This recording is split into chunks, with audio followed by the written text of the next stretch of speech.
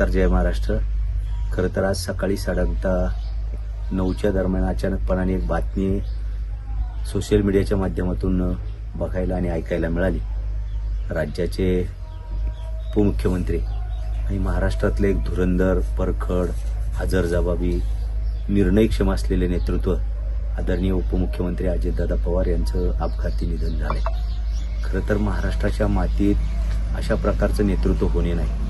स्वर्गीय यशवंतरावजी चव्हाण, वसंतदादा पाटील, शरद पवार साहेब, विलासराव देशमुख, वंदनीय बाळासाहेब ठाकरे अशा प्रकारचे अनेक व्यक्तिमत्व ज्यांनी महाराष्ट्र घडवला, त्या व्यक्तिमत्वांमध्ये ज्यांचं नाव अग्रक्रमाने घेतलं जाईल अशा प्रकारचे आदरणीय अजितदादा, ज्यांनी मला वाटतं 5-6 वेळा उपमुख्यमंत्रीपद भूषवलं.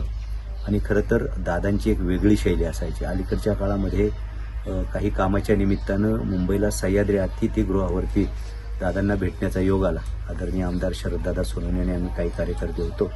आम्हाला वेळ 8ची दिलेली होती. मी प्रथमतः असा नेता पाहिला की ज्यांनी 8ची वेळ दिली होती, पण 8ला 2 कमी असताना आदरणीय दादा हे सह्याद्री अतिथीगृहावरती हजर होते. शरददादा, आम्ही काही कार्यकर्ते तिथे गेलो होतो. त्यावेळेला दादांशी जवळून बोलण्याचा संपर्क आला. खरं तर एका आंदोलनामध्ये मी दादांना काळे झेंडे दाखवले होते, पण त्याच्यानंतर भेटताना सुद्धा दादांनी असं हे नाही केलं की बाबा हा कार्यकर्ता शिवसेनेचा आहे, मला काळे झेंडे दाखवले होते. आमची सगळी समस्या ऐकून घेतली आणि आमच्या त्या प्रश्नाचं उत्तर म्हणले त्यांच्या नेहमीच्या स्टाईलमध्ये, हा मी ते करून घेतो रे, काळजी करू नका. ही जी पद्धत दादांची कामाची होती. खरं तर सगळ्यात अर्ली इन मॉर्निंग म्हणजे कामाला लागणारा नेता म्हणून आदरणीय दादांची ख्याती होती. अशा प्रकारचं एक लढाऊ, बहुआयामी, स्पष्ट व्यक्तिमत्व असलेले आणि विकासाच्या प्रती आणि कार्यकर्त्यांना जपणारा असा एक नेता हरपला. महाराष्ट्राचं प्रचंड मोठं नुकसान झालेलं आहे.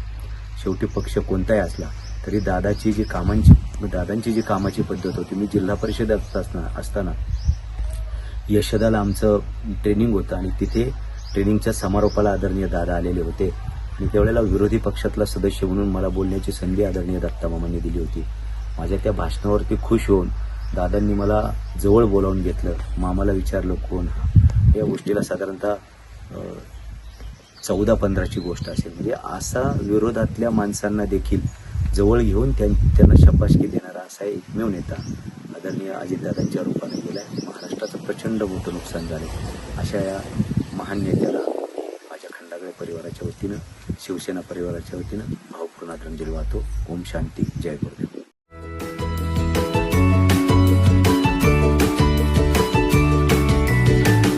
बातम्या शेतीच्या,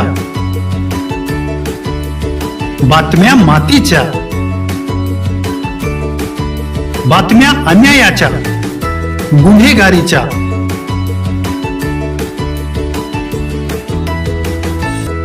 राजकारणाच्या आणि समाजकारणाच्या,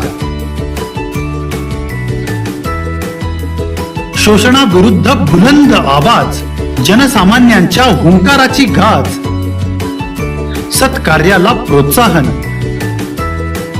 दुष्कृत्याला अनुशासन, निर्भीड, निस्पृह, सडेतोड, बेधडक आणि रोखटोक म्हणजेच विघ्नहर टाइम्स. शोध बातमीचा, ध्यास सत्याचा. आपलं चॅनल, आपली बातमी. सबस्क्राईब तर कराच, पण बेल आयकॉनवर क्लिक करायलाही विसरू नका.